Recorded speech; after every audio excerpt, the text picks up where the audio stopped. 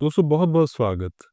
ਅਕਸਰ ਅਸੀਂ ਗੱਲ ਕਰਦੇ ਹਾਂ ਸਸਟੇਨੇਬਲ ਡਿਵੈਲਪਮੈਂਟ ਦੀ। ਪੂਰੀ ਦੁਨੀਆ ਵਿੱਚ ਇਹ ਵਰਡ ਜਿਹੜਾ ਆਮ ਕਾਮਨ ਸਾਨੂੰ ਸੁਣਨ ਨੂੰ ਮਿਲਦਾ ਪਿਆ ਕਿ ਅਸੀਂ ਲੌਂਗ ਟਰਮ ਵਿਕਾਸ ਕਿਸ ਤਰੀਕੇ ਨਾਲ ਕਰਨਾ ਹੈ ਔਰ ਇਸ ਦੇ ਵਿੱਚ ਯੂਥ ਦੀ ਕੀ ਭੂਮਿਕਾ ਹੋ ਸਕਦੀ, ਯੂਥ ਨੂੰ ਅਸੀਂ ਕਿੱਦਾਂ ਇੰਪਾਵਰ ਕਰ ਸਕਦੇ ਹਾਂ। ਭਾਰਤ ਦੇ ਵਿੱਚ ਚੂੰਕਿ ਅਸੀਂ ਇਸ ਵੇਲੇ ਯੁਵਾ ਦੇਸ਼ ਹੈ, ਭਾਰਤ ਦੀ ਸਭ ਤੋਂ ਜ਼ਿਆਦਾ ਪਾਪੂਲੇਸ਼ਨ ਯੁਵਾ ਵਰਗ ਦੀ ਹੈ, ਸੋ ਇਹ ਇੱਕ ਬਹੁਤ ਵੱਡਾ ਮਹੱਤਵਪੂਰਨ ਫੈਕਟਰ ਹੋ ਸਕਦਾ ਹੈ। ਸੋ ਇਸ ਵਿਸ਼ੇ 'ਤੇ ਗੱਲਬਾਤ ਕਰਾਂਗੇ। ਅਸੀਂ ਬਹੁਤ ਹੀ ਖਾਸ ਸ਼ਖਸੀਅਤਾਂ ਦੇ ਨਾਲ ਤੁਹਾਨੂੰ ਰੂਬਰੂ ਕਰਾ ਰਹੇ ਹਾਂ। ਮੇਰੇ ਨਾਲ ਬੈਠੇ ਨੇ ਮੈਡਮ ਓਇਸ਼ੀ, ਜੋ ਕਿ ਆਈਏਐਸ ਨੇ ਔਰ ਅਸਿਸਟੈਂਟ ਕਮਿਸ਼ਨਰ ਹੁਸ਼ਿਆਰਪੁਰ 'ਚ। ਮੈਡਮ ਸਵਾਗਤ ਹੈ ਤੁਹਾਡਾ। ਔਰ ਨਾਲ ਬੈਠੇ ਨੇ ਸ਼੍ਰੀ ਵਿਵੇਕ ਗੁਪਤਾ ਜੀ, ਜੋ ਕਿ ਇੰਡਸਟਰੀਲਿਸਟ ਨੇ, ਅੰਬੇ ਗਰੁੱਪ ਦੇ ਮੈਨੇਜਿੰਗ ਡਾਇਰੈਕਟਰ ਨੇ। ਸਰ ਬਹੁਤ-ਬਹੁਤ ਸਵਾਗਤ ਹੈ ਸਰ ਤੁਹਾਡਾ। ਸੋ ਮੈਡਮ, ਜਦੋਂ ਅਸੀਂ ਸਸਟੇਨੇਬਿਲਿਟੀ ਦੀ ਗੱਲ ਕਰਦੇ ਹਾਂ ਤੇ ਤੁਹਾਡਾ ਆਈਏਐਸ ਦੇ ਸਫ਼ਰ ਤੱਕ ਦੀ ਸਸਟੇਨੇਬਲ ਸਟੱਡੀ ਜਿਹੜੀ ਹੈ ਉਹ ਕਿਸ ਤਰੀਕੇ ਦੀ ਰਹੀ, ਉਹਦੇ ਬਾਰੇ ਸਾਡੇ ਦਰਸ਼ਕਾਂ ਨੂੰ ਤੁਸੀਂ ਜ਼ਰੂਰ ਸਾਂਝਾ ਕਰੋ। जैसे कि आपने बोला कि आईएएस बनने के लिए भी सस्टेनेबल स्टडी ਦੀ ਲੋੜ ਹੁੰਦੀ ਹੈ। सस्टेनेबिलिटी मतलब ਕੀ ਹੁੰਦੀ ਹੈ ਕਿ ਕੋਈ ਵੀ ਚੀਜ਼, ਕੋਈ भी प्रोसेस एक लंबे समय तक एक कांस्टेंट पेस के साथ चलता रहे। सिमिलर सेम अगर आप किसी भी एग्जाम को क्लियर करना हो, आपका यही सस्टेनेबिलिटी ही आपको हेल्प करती है। कैसे? फॉर एग्जांपल मैं अपने प्रिपरेशन के लिए बताऊंगी। जैसे कि एक दिन मैं सुबह उठ गई, मैंने सोचा कि ठीक है, आज से पढ़ाई हम स्टार्ट करेंगे। I studied for 12 hours. जी। एक दिन, 2 दिन, 3 दिन, 5वें दिन के बाद वो जो 12 आवर्स सी वो घट ਹੁੰਦੇ ਸੀ। वो 12 आवर कम होते होते फिर 7वें दिन मुझे पढ़ाई का ही मन नहीं किया। Why? Because this was something very short term. I changed my strategy. फिर मैंने क्या किया कि मैंने सोचा कि 8 घंटे ही पढ़ूंगी, लेकिन I continue it for 365 days. ये है सस्टेनेबिलिटी। समथिंग जो कि long in a longer period of time आप ज्यादा सस्टेन कर सको। ਜੀ।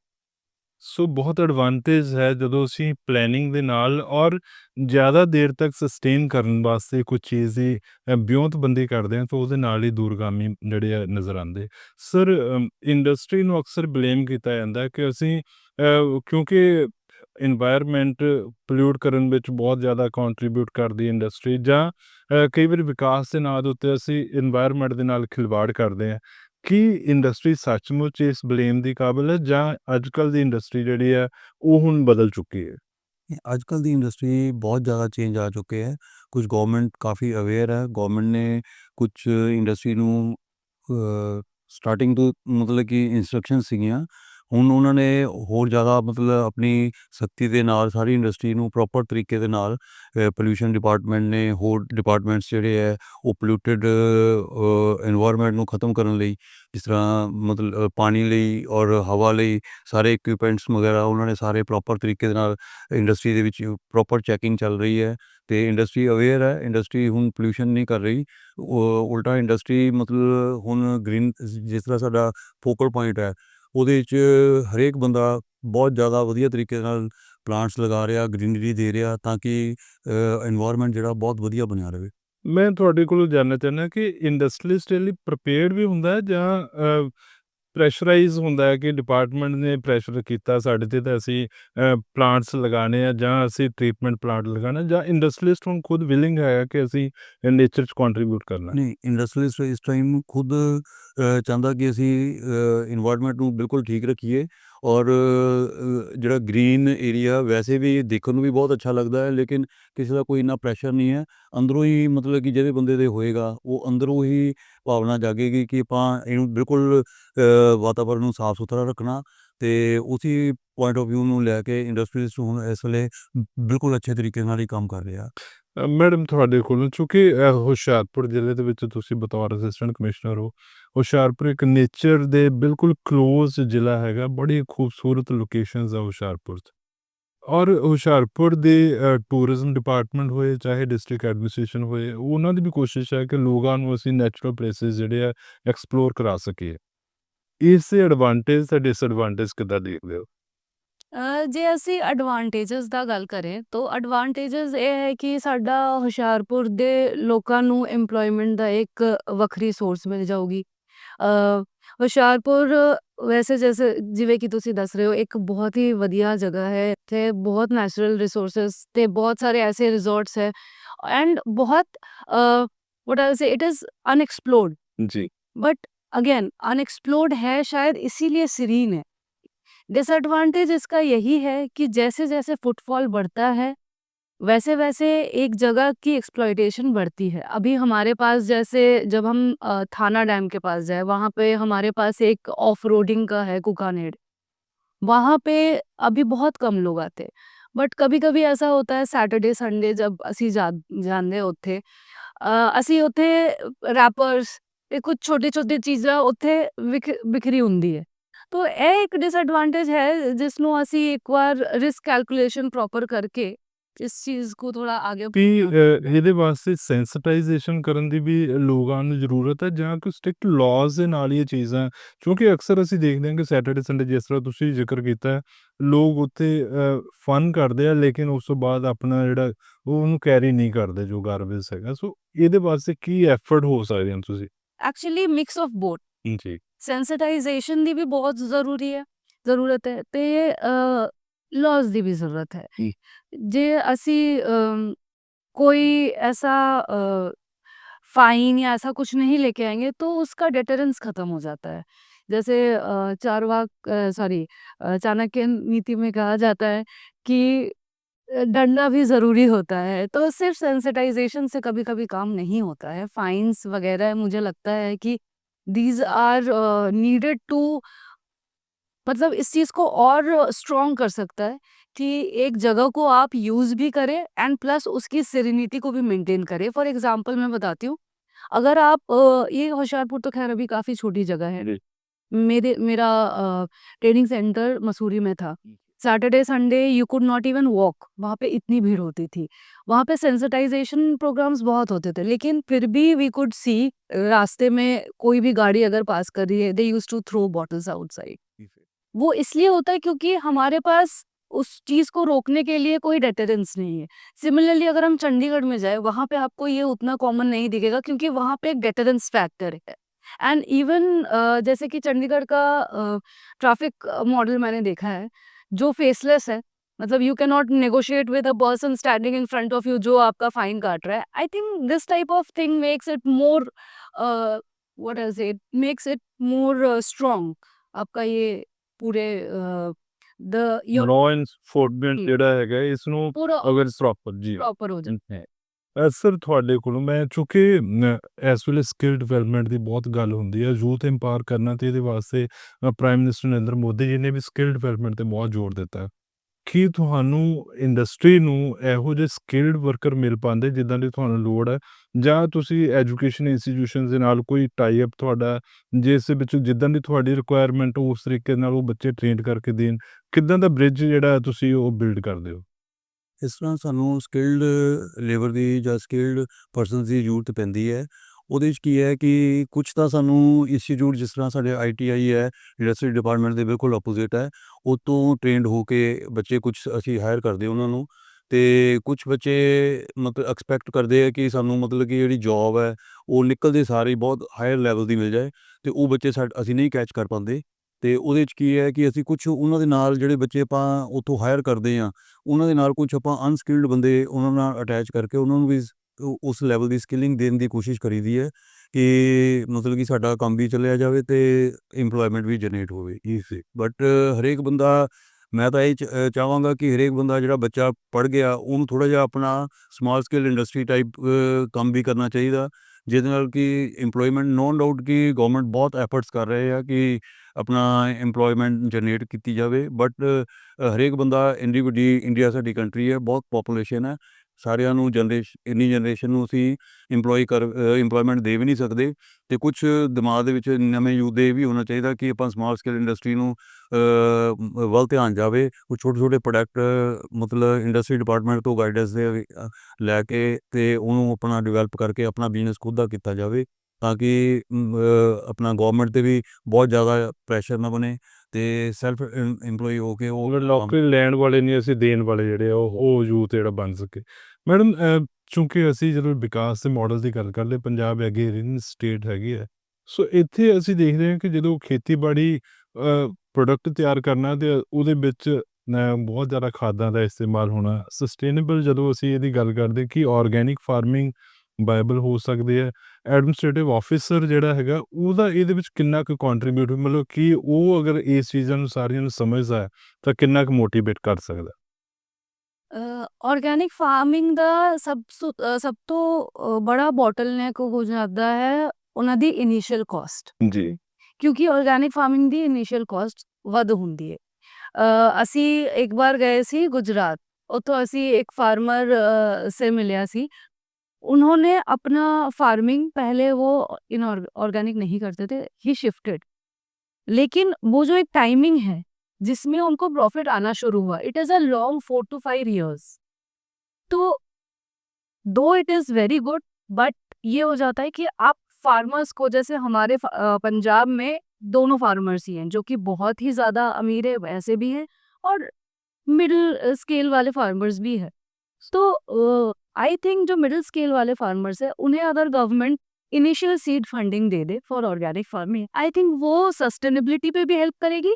नॉट इवन दैट, वो फार्मर्स की इनकम भी बढ़ाएगी, जी। बिकॉज जो ऑर्गेनिक फ्रूट होते हैं, फॉर एग्जांपल मैं जहाँ गई थी वहाँ पे वो ड्रैगन फ्रूट ग्रो कर रहे थे, उनकी शेल्फ लाइफ ज़्यादा होती है।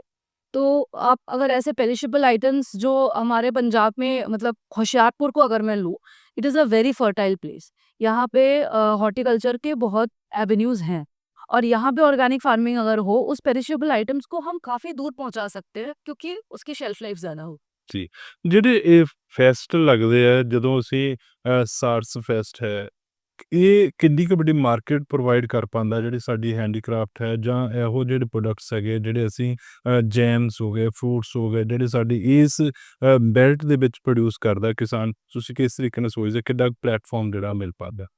ਆਈ ਫੀਲ ਇਹ ਵਧੀਆ ਪਲੇਟਫਾਰਮ ਹੈ, ਕਿਵੇਂ ਕਿ ਮੈਂ ਪੰਜਾਬ ਪਹਿਲੀ ਵਾਰ ਆਈ, ਮੈਨੂੰ ਨਹੀਂ ਪਤਾ ਹੈ ਕਿ ਕਿੱਥੇ ਕੀ ਮਿਲਦਾ ਹੈ। ਮੈਨੂੰ ਆਪਣੇ ਡਿਸਟ੍ਰਿਕਟ ਦਾ ਵੀ ਜਾਣਨੇ में ਕਾਫੀ ਦਿਨ ਲੱਗਿਆ ਕਿ ਇੱਥੇ ਇਹ ਪ੍ਰੋਡਕਟ ਜ਼ਿਆਦਾ ਵਧੀਆ ਮਿਲਦਾ ਹੈ। ਜਦੋਂ ਵੀ ਅਸੀਂ ऐसा कोई फेस्ट, नेचर फेस्ट हो गया, सरस मेला जैसी चीज दस रहे हो, ऐसा कुछ जब हम करते हैं तो नॉट जस्ट पंजाब के लोग बट बाहर के भी लोग आके हमारे प्रोडक्ट को देख सकते हैं। हमारे होशियारपुर का एक बहुत फेमस वुडन वर्क है, वुड इनले वर्क, वो भी मुझे तब पता चला जब मैं होशियारपुर में आई। इन फेस्ट से ये हो पाएगा कि हम अगर बाहर से डिग्नेटरीज बुला रहे हैं, बाहर से अगर हम इम्पोर्टर्स बुला रहे हैं, तो दे कैन देमसेल्फ सी है, दे कैन, मतलब एक चीज होता है ना, हैंडीक्राफ्ट एक ऐसी चीज होती है कि जब तक आप उसको खुद से देखेंगे नहीं, you can not appreciate the beauty of it. तो वो जब बाहर से लोगों को इस चीज का एक्सपोजर होता है, आई थिंक यहाँ का एक्सपोर्ट पोटेंशियल बढ़ जाता है। ਜੀ। ਸਰ, ਜਿਸ ਤਰ੍ਹਾਂ ਤੁਸੀਂ ਜ਼ਿਕਰ ਕਰਦੇ ਪਏ ਸੀ ਆਪਾਂ ਕਿ ਸਕਿਲਡ ਵਰਕਰ ਜਿਹੜਾ ਉਹ ਸਾਨੂੰ ਮਿਲ ਰਿਹਾ, ਔਰ ਅਸੀਂ ਰੁਜ਼ਗਾਰ ਦੇਣ ਵਾਲਾ ਯੂਥ ਹੋਣਾ ਚਾਹੀਦਾ ਹੈ। ਜਦੋਂ ਰੁਜ਼ਗਾਰ ਦੇਣ ਦੀ ਗੱਲ ਆਉਂਦੀ ਹੈ ਤਾਂ ਇੱਕ ਐਂਟਰਪ੍ਰੀਨਿਓਰਸ਼ਿਪ ਜਿਹੜੀ ਯੁਵਾ ਦੇ ਵਿੱਚ ਹੋਣੀ ਚਾਹੀਦੀ ਹੈ। ਉਹਨੂੰ ਕਈ ਵਾਰੀ ਇਸ ਤਰ੍ਹਾਂ ਹੁੰਦਾ ਕਿ ਉਹਦੇ ਕੋਲ ਫਾਈਨਾਂਸ ਨਹੀਂ ਹੈਗਾ ਜਾਂ ਪੈਸੇ ਨਹੀਂ ਹੈਗੇ, ਔਰ ਆਈਡੀਆ ਹੈਗਾ। ਸਟਾਰਟਅਪ ਸਕੀਮ ਜਿਹੜੀਆਂ ਬਹੁਤ ਜ਼ਿਆਦਾ ਭਾਰਤ ਸਰਕਾਰ ਨੇ ਜਿਹੜੀਆਂ ਉਸ ਨੂੰ ਮੋਟੀਵੇਟ ਕੀਤਾ। ਤੁਸੀਂ ਇਹਨਾਂ ਸਕੀਮਸ ਨੂੰ ਕਿੱਦਾਂ ਦੇਖਦੇ ਹੋ, ਔਰ ਕੁਛ ਐਸੀ ਐਗਜ਼ਾਮਪਲ ਵੀ ਅਗਰ ਸ਼ੇਅਰ ਕਰ ਸਕੋ ਸਾਡੇ ਦਰਸ਼ਕਾਂ ਨਾਲ?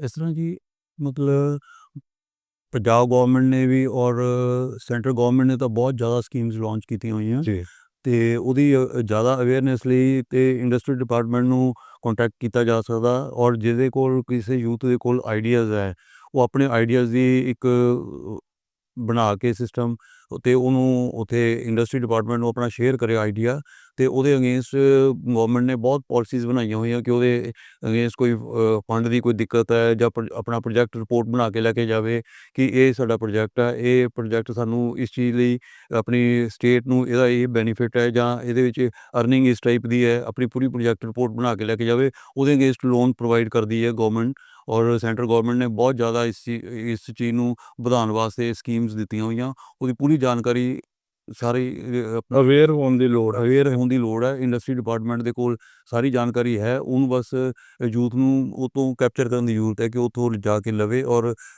ਲੈ ਕੇ ਅਤੇ ਆਪਣਾ ਸਾਰਾ ਅੱਗੇ ਪ੍ਰੋਸੈਸ ਚਲਾਵੇ। ਸੋ ਅਸੀਂ ਦੇਖਦੇ ਹਾਂ ਕਿ ਬਹੁਤ ਸਾਰਾ ਯੂਥ ਜਿਹੜਾ ਹੈ, ਉਹ ਜਸਟ ਇੱਕ ਆਈਡੀਆ ਦੇ ਨਾਲ ਹੀ ਅੱਜ ਬਹੁਤ ਵੱਡੇ ਐਮਪਾਇਰ ਉਹਨਾਂ ਨੇ ਐਸਟੈਬਲਿਸ਼ ਕੀਤੇ, ਔਰ ਬਹੁਤ ਸਾਰੀਆਂ ਸਕੀਮਸ ਭਾਰਤ ਸਰਕਾਰ ਦੀਆਂ, ਸਟਾਰਟਅਪਸ ਜਿਹੜੇ ਇਨੀਸ਼ੀਏਟਿਵਸ ਅਸੀਂ ਲੈ ਸਕਦੇ। ਮੈਨੂੰ ਕਈ ਵਾਰੀ ਅਸੀਂ ਦੇਖਦੇ ਹਾਂ ਗਾਈਡੈਂਸ ਦੀ ਕਮੀ ਇੱਕ ਬਹੁਤ ਵੱਡਾ ਫੈਕਟਰ ਹੁੰਦਾ ਲਾਈਫ ਦੇ ਵਿੱਚ। ਤੁਸੀਂ ਕਿਸ ਤਰੀਕੇ ਦਾ ਰੋਲ ਆਫ ਪੇਰੈਂਟਸ ਨੂੰ ਕਿੱਦਾਂ ਦੇਖਦੇ ਹੋ? ਤੁਹਾਡੀ ਲਾਈਫ 'ਚ ਇਹ ਚੀਜ਼ਾਂ ਨੇ ਕਿੱਡੀ ਕੁ ਵੱਡੀ ਭੂਮਿਕਾ ਬਣਾਈ? ਗਾਈਡੈਂਸ ਦੀ ਮੈਨੂੰ ਲੱਗਦਾ ਹੈ ਕਿ ਮੇਰੇ ਲਾਈਫ ਵਿੱਚ ਤਾਂ ਬਹੁਤ ਵੱਡੀ ਭੂਮਿਕਾ ਰਹੀ ਹੈ। ਮੈਂ ਆਪਣੇ ਫੈਮਿਲੀ ਦੀ ਪਹਿਲੀ ਬਿਊਰੋਕਰੈਟ ਹੂੰ। ਤੋ ਮੇਰੇ ਡੈਡੀ ਜੀ ਨੂੰ ਲੱਗਦਾ ਤਾ ਕਿ ਹਾਂ, ਇਹਨਾਂ ਨੂੰ UPSC ਲਈ ਪ੍ਰਿਪਰੇਸ਼ਨ ਕਰਨਾ ਚਾਹੀਦਾ ਹੈ, ਬਟ ਮੇਰੇ ਆਲੇ ਦੁਆਲੇ ਕੋਈ ਵੀ ਐਸੇ ਨਹੀਂ ਥੇ ਜੇ ਕਿ UPSC ਵਿੱਚ ਪ੍ਰਿਪੇਅਰ ਹੋਇਆ ਸੀ, ਜਿਨ੍ਹਾਂ ਨੇ ਕ੍ਰੈਕ ਕਰਿਆ ਸੀ। ਤੋ ਉਹ ਮੈਨੂੰ ਨਾ 4 साल का लंबा टाइम लग गया। हर साल मैं अपना स्ट्रैटेजी चेंज करती थी, कभी मैंने ऑप्शनल चेंज किया, कभी मैंने पढ़ने का तरीका चेंज किया। जे एक गाइडेंस होती है तो ये हो जाता है कि एक बच्चा इस चीज़ से फ्री हो जाता है कि स्ट्रैटेजी सामने वाले मुझे गाइड करेंगे, मैं उसके हिसाब से। एक टीचर का तो हमेशा भूमिका रहा ही है, कभी मतलब अर्जुन बिना द्रोणाचार्य के कैसे अर्जुन। तो मुझे लगता है कि गाइडेंस इवन आज भी स्कूल्स में आई फील कि मेरे टाइम में तो करियर काउंसलिंग का कोई कंसेप्ट नहीं था। तो इसलिए हमारे टाइम ये हो जाता था कि या तो इंजीनियरिंग करना है या तो डॉक्टर करना है। ਜਿਸ ਤਰ੍ਹਾਂ ਤੁਸੀਂ ਜ਼ਿਕਰ ਕੀਤਾ ਕਿ ਤੁਹਾਡੀ ਫੈਮਿਲੀ ਦੇ ਵਿੱਚ you are the first bureaucrat, ਤੇ ਮੋਟੀਵੇਸ਼ਨ ਜਾਂ ਕਿੱਥੋਂ ਆਈਡੀਆ ਕਿੱਥੋਂ ਆਇਆ ਕਿ you have to crack UPSC? Motivation मेरे फादर साहब थे। उनको हमेशा से था कि वो भी किसी टाइम विच करना चाहते थे, बट फैमिली प्रेशर थे, फाइनेंशियल प्रेशर दे ਲਈ ਕभी ਤਿਆਰੀ ਨਹੀਂ ਕਰ ਸਕੇ। तो ਉਹਨਾਂ ਨੂੰ ਹਮੇਸ਼ਾ ਲੱਗਦਾ था कि मेरी बच्ची इस एग्ज़ाम ਲਈ थोड़ी सी प्रिपरेशन करे, बट मेरा कुछ और थिंकिंग था। मुझे थोड़ा सा एंटरप्रेन्योरशिप में ज़्यादा जाना था, जी। But that didn't work out. But whatever works, it works for good only. I am like glad कि वो नहीं काम हो पाया, तो आज यहाँ ਹੁਣ पे ਤੁਸੀਂ ਦੂਸਰੇ ਐਂਟਰਪ੍ਰੇਨਿਓਰਸ ਨੂੰ ਮੋਟੀਵੇਟ ਕਰ ਸਕਦੇ। ਜੀ ਸਰ, ਮੈਂ ਤੁਹਾਡੇ ਕੋਲੋਂ ਕਿਉਂਕਿ ਫਿਊਚਰ ਐਂਟਰਪ੍ਰੇਨਿਓਰਸ ਜਿਹੜੇ ਆਪਣੇ ਬਿਜ਼ਨਸ 'ਚ ਆਉਣਾ ਚਾਹੁੰਦੇ, ਕੰਮ ਕਰਨਾ ਚਾਹੁੰਦੇ, ਆਪਣਾ ਕੰਮ ਖੋਲ੍ਹਣਾ ਚਾਹੁੰਦੇ ਆ, ਤੁਸੀਂ ਉਹਨਾਂ ਯੂਥ ਨੂੰ ਕੀ ਗਾਈਡ ਕਰਨਾ ਚਾਹੋਗੇ? ਕੀ ਉਹਨਾਂ ਲਈ ਟਿਪਸ ਹੋਣੀਆਂ ਚਾਹੀਦੀਆਂ ਕਿ ਉਹ ਬਿਜ਼ਨਸ ਵਿੱਚ ਉਹ ਐਂਟਰ ਕਰਨ ਔਰ ਉਸ ਨੂੰ ਗਰੋ ਕਰਨ? ਤੁਸੀਂ ਆਪਣੇ ਐਕਸਪੀਰੀਅੰਸ ਦੇ ਨਾਲ ਕਿਸ ਤਰੀਕੇ ਨਾਲ ਫਿਊਚਰ ਬਿਜ਼ਨਸਮੈਨ ਜਿਹੜੇ ਉਹਨਾਂ ਨੂੰ ਗਾਈਡ ਕਰੋ? ਸਟਾਰਟਿੰਗ ਤੇ ਉਹਨਾਂ ਦੇ ਦਿਮਾਗ ਦੇ ਵਿੱਚ ਇਹੀ ਚੀਜ਼ ਚਾਹੀਦੀ ਹੈ ਕਿ ਮੈਂ ਆਪਣਾ ਬਿਜ਼ਨਸ ਕਰਨਾ, ਔਰ ਉਹ ਬਿਜ਼ਨਸ ਕਰਨ ਵਾਸਤੇ ਉਹਨੂੰ ਐਫਰਟਸ ਲਗਾਉਣੇ ਪੈਣਗੇ ਥੋੜ੍ਹੇ ਜਿਹੇ। ਕੁਛ ਉਹਨੂੰ ਆਪਣੀ ਸਟੱਡੀ ਦੇਖਣੀ ਪਏਗੀ ਕਿ ਸਟੱਡੀ ਕਿਸ ਟਾਈਪ ਦੀ ਉਹ ਕਰ ਰਿਹਾ, ਠੀਕ ਹੈ। ਅਤੇ ਉਹਦੇ ਵਿੱਚ ਉਹਨੂੰ ਥੋੜ੍ਹਾ ਇੰਟਰਸਟ ਆਪਣੀ ਸਟੱਡੀ ਦੇ ਨਾਲ ਇੰਡਸਟਰੀ ਦੇ ਵਿੱਚ ਵੀ ਦੇਣਾ ਪਏਗਾ। ਅਤੇ ਉਹ ਇੰਡਸਟਰੀ ਦੇ ਜਿਹੜੇ ਉਹਨਾਂ ਨੂੰ ਸਾਰੀ ਜਾਣਕਾਰੀ ਹੋ ਜਾਏਗੀ ਕਿ ਮੈਂ ਇੰਡਸਟਰੀ ਇੱਕ ਲਗਾ ਸਕਦਾ, ਛੋਟੇ ਲੈਵਲ ਤੋਂ ਇੱਕ ਸਟਾਰਟ ਕਰਕੇ ਵੱਡਾ ਸੈਟਅਪ ਕਰ ਸਕਦਾ। ਅਤੇ ਉਹਦੇ ਵਾਸਤੇ ਸਾਡੀ ਗੌਰਮੈਂਟ ਨੇ ਇੰਡਸਟਰੀ ਡਿਪਾਰਟਮੈਂਟ ਦੇ ਵਿੱਚ ਸਾਡੇ ਇੱਦਾਂ ਦੇ ਬੰਦੇ ਬੈਠੇ ਆ ਜਿਹੜੇ ਉਹਨਾਂ ਨੂੰ ਗਾਈਡ ਕਰ ਸਕਦੇ ਆ। ਅਤੇ ਉਹਦਾ ਇੱਕ ਇੰਟਰਸਟ ਹੋਣਾ ਚਾਹੀਦਾ ਕਿ ਮੈਂ ਕਿਸ ਫੀਲਡ ਦੇ ਵਿੱਚ ਜਾਣਾ ਚਾਹੁੰਦਾ, ਕਿ ਕਿਸ ਟਾਈਪ ਦੀ ਇੰਡਸਟਰੀ ਲਗਾਉਣਾ ਚਾਹੁੰਦਾ। ਮਤਲਬ ਕਿ ਡਿਫਰੈਂਟ ਕਾਫੀ ਪ੍ਰੋਡਕਟਸ ਹੈ ਜਿਹੜੇ ਪੰਜਾਬ ਦੇ ਵਿੱਚ ਬਣਦੇ ਆ। ਸਾਡੀ ਪੰਜਾਬ ਜਿਸ ਤਰ੍ਹਾਂ ਜਲੰਧਰ ਹੱਬ ਹੈ ਪੂਰੀ ਸਪੋਰਟਸ ਦੀ, ਹੌਜ਼ਰੀ ਦੀ ਹੱਬ ਹੈ ਸਾਰੀ ਲੁਧਿਆਣੇ ਦੀ, ਔਰ ਹੁਸ਼ਿਆਰਪੁਰ ਦੇ ਵਿੱਚ ਸਾਡੇ ਇੱਕ ਬਹੁਤ ਵੱਡਾ ਯੂਨਿਟ ਹੈ ਜਿਸ ਤਰ੍ਹਾਂ ਸੋਨਾਲੀਕਾ ਵਾਲੇ। ਇਹਨਾਂ ਦੇ ਇਨਸੈਨਰੀ ਯੂਨਿਟ ਜਿਹੜੇ ਹੈਗੇ ਆ ਸਾਡੇ ਹੁਸ਼ਿਆਰਪੁਰ 'ਚ ਕਾਫੀ ਹੈ। ਇਹ ਪੂਰਾ ਵਰਲਡ ਵਾਈਡ ਇਹਨਾਂ ਦਾ ਨਾਮ ਹੈ, ਪੂਰਾ 25 ਕੰਟਰੀਜ਼ ਦੇ ਵਿੱਚ ਇਹਨਾਂ ਦਾ ਮਾਲ ਜਾ ਰਿਹਾ। ਅਗਰ ਇਹਨਾਂ ਦੇ ਨਾਲ ਹੀ ਰਿਲੇਸ਼ਨ ਬਣਾ ਕੇ ਇਹਨਾਂ ਦੇ ਕੋਈ ਪ੍ਰੋਡਕਟ ਉਹ ਬਣਾ ਸਕਣ ਤਾਂ ਬਹੁਤ ਜ਼ਿਆਦਾ ਮਤਲਬ ਕਿ ਬੱਚਾ ਗਰੋ ਕਰ ਸਕਦਾ। ਔਰ ਇਹਨਾਂ ਵਾਸਤੇ ਬੱਚਿਆਂ ਲਈ ਕਾਫੀ ਓਪਰਚੁਨਿਟੀ ਹੈ ਕਿ ਇਹਨਾਂ ਨੂੰ ਪ੍ਰੋਡਕਟ ਆਪਣੇ ਛੋਟੇ ਬਣਾ ਕੇ ਦੇਣ, ਅਤੇ ਉਹਦੇ ਵਿੱਚ ਉਹਨਾਂ ਦੀ ਗਰੋਥ ਵੀ ਹੈ ਔਰ ਇਨਕਮ ਸੋਰਸ ਵੀ ਅੱਛਾ ਬਣੇਗਾ। ਮੈਡਮ, ਤੁਸੀਂ ਕੀ ਮੈਸੇਜ ਦੇਣਾ ਚਾਹੋਗੇ ਸਾਡੇ ਵਿਊਅਰਸ ਨੂੰ ਤਾਂ ਕਿ ਯੂਥ ਜਿਹੜਾ ਉਹ ਐਮਪਾਵਰ ਵੀ ਹੋ ਸਕੇ ਔਰ ਭਾਰਤ ਦਾ ਵਿਕਾਸ ਜਿਹੜਾ ਇਸ ਨੂੰ ਹੋਰ ਅਸੀਂ ਸਸਟੇਨੇਬਲ ਕਰ ਸਕੀਏ? मेरी यही मैसेज होगी कि कोई भी फील्ड हो, चाहे वो एकेडमिक फील्ड हो, बिजनेस फील्ड हो, रिस्की सारे फील्ड है, बट वो risk factor it should not deter us from seeing dreams. सपने कितने भी छोटे हो या कितने भी बड़े हो, हमें लगता है कि कहीं ऐसा तो नहीं कि हमने बहुत बड़े सपने देख लिए, बट ऐसा नहीं होता है। आपको कंसिस्टेंटली किसी सपने के पीछे लगे रहना है so that it is achievable. लोग कर रहे हैं तो हम क्यों नहीं कर सकते? जब मैं भी प्रिपेयर कर रही थी मैं भी वही सोचती थी कि अगर इतने लोगों ने निकाला है तो मुझ में क्या कमी है, मैं भी निकाल सकती हूँ। एंड प्लस मैं ये यूथ को स्पेशली बोलना चाहूँगी, please do not be fixated in one thing. आजकल के बहुत सारे यूथ को मैंने देखा है कि वो सिर्फ कॉम्पिटिटिव एग्जाम्स, कि हमें गवर्नमेंट एग्जाम्स ही क्लियर करने हैं, ऐसे हो जा गए हैं। But we have to understand कि government has a limit to each. take people in, like give employment. तो they should be a more broad minded कि अगर if not competitive exams then entrepreneurship या कुछ और चीज़ें startups बहुत सारी चीज़ें हम अभी तो I feel अभी का जो टाइम है it is very apt. अभी इंडिया भी ऐसे टाइम में प्लेस्ड है जहाँ पे India can be a manufacturing. हम देख रहे हैं वर्ल्ड में इतनी जगह काफ़ी सारे जगह वॉर हो रहा है और बहुत कुछ हो रहा है सेल्फ रिलायंट कि अभी आत्मनिर्भर होने का मोदी जी ने बोला है कि वी हैव टू बी आत्मनिर्भर and what best than to be a manufacturing hub. क्योंकि जब हम चाइना की बात बोलते हैं तो चाइना भी उतनी ही पुरानी सिविलाइजेशन है जितनी हम ही. If they can do it we can also do it. ਜੀ ਸੋ ਇਸ ਪੋਜ਼ਿਟਿਵ ਨੋਟ ਦੇ ਉੱਤੇ ਕਿ ਅਸੀਂ ਯੂਥ ਜਿਹੜਾ ਹੈ ਉਸ ਦਾ ਬਹੁਤ ਵੱਡੀ ਭੂਮਿਕਾ ਜਿਹੜੀ ਹੈ ਭਾਰਤ ਦੇ ਵਿਕਾਸ ਵਿੱਚ ਹੋਏਗੀ ਕਿਉਂਕਿ ਭਾਰਤ ਸਰਕਾਰ ਸਾਰਿਆਂ ਨੂੰ ਰੁਜ਼ਗਾਰ ਜਿਹੜਾ ਉਹ ਨੌਕਰੀ ਦੇ ਰੂਪ ਵਿੱਚ ਮੁਹੱਈਆ ਸ਼ਾਇਦ ਕਰਵਾਉਣਾ ਪੋਸੀਬਲ ਨਹੀਂ ਹੋਏਗਾ ਯੂਥ ਨੂੰ ਆਪਣੇ ਆਈਡੀਆਜ਼ ਉੱਤੇ ਬਿਲੀਵ ਕਰਨਾ ਹੋਏਗਾ ਜਦੋਂ ਅਸੀਂ ਸੁਪਨੇ ਦੇਖਦੇ ਹਾਂ ਤਾਂ ਉਹ ਸੁਪਨੇ ਜਿਹੜੇ ਉਹਨੂੰ ਸਾਕਾਰ ਕਰਨ ਵਾਸਤੇ ਅਸੀਂ ਕਦਮ ਵੀ ਉਠਾਉਂਦੇ ਹਾਂ ਔਰ ਫਿਰ ਉਹ ਕਾਮਯਾਬ ਵੀ ਹੁੰਦੇ ਆ ਸੋ ਐਗਜ਼ਾਮਪਲ ਸਾਡੇ ਸਾਹਮਣੇ ਹੈ ਆਸ ਕਰਦੇ ਹਾਂ ਕਿ ਇਹਨਾਂ ਦੋਨਾਂ ਸ਼ਖਸੀਅਤਾਂ ਦੀ ਸਕਸੈਸ ਜਿਹੜੀ ਉਹ ਤੁਹਾਨੂੰ ਜ਼ਰੂਰ ਮੋਟੀਵੇਟ ਕਰੇਗੀ ਸਸਟੇਨੇਬਲ ਡਿਵੈਲਪਮੈਂਟ ਦੇ ਵਿੱਚ ਯੂਥ ਜਿਹੜਾ ਮਹੱਤਵਪੂਰਨ ਭੂਮਿਕਾ ਜ਼ਰੂਰ ਨਿਭਾਏਗਾ ਸਾਡੇ ਨਾਲ ਗੱਲਬਾਤ ਕਰਨ ਲਈ ਬਹੁਤ ਬਹੁਤ ਸ਼ੁਕਰੀਆ ਥੈਂਕ ਯੂ ਸੋ